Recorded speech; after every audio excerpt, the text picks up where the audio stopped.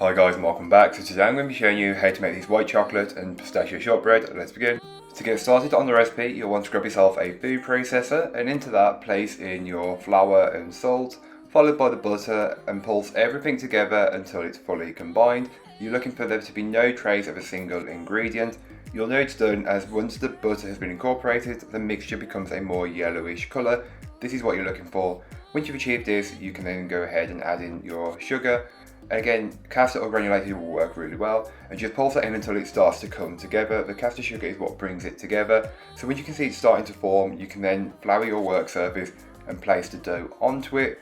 This is the way I find best. If you don't use flour, it might not bind as well together, but you're looking for it to bind. Then you can go ahead and add in your pistachios. I've roughly chopped mine in a food processor, followed by some white chocolate chips. With as minimal kneading as possible, you'll want to bring the dough together, incorporating those bits into it. But again, you want to do the minimal amount of movement as you don't want to overwork the gluten. If you overwork it, the shortbread won't be short and it won't be crisp, it'll just be vile. That's the only way I can describe it. Bring the dough into a flat disc kind of shape, wrap in cling film and chill in the fridge for 30 to 60 minutes. This will allow the gluten to chill and make the dough much easier to work with. So once your dough has had some time to chill in the fridge, you can go ahead and lightly flour your work surface. Then place your dough onto the floured surface and roll it out. You're looking to get to around about 1 centimetre in thickness. This is the ideal thickness for this style of shortbread. Once you've achieved that, remember it won't be completely smooth due to the inclusions that have been added into the dough.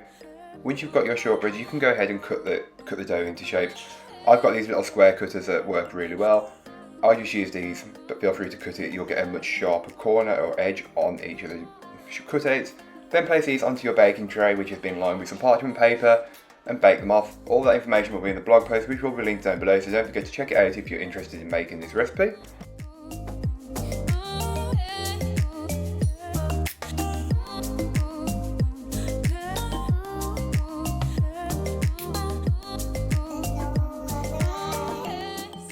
So thank you so much for watching. I hope you enjoyed. If you did, don't forget to like, comment and subscribe for more from me, and I'll be back again very soon with another recipe, so join me then.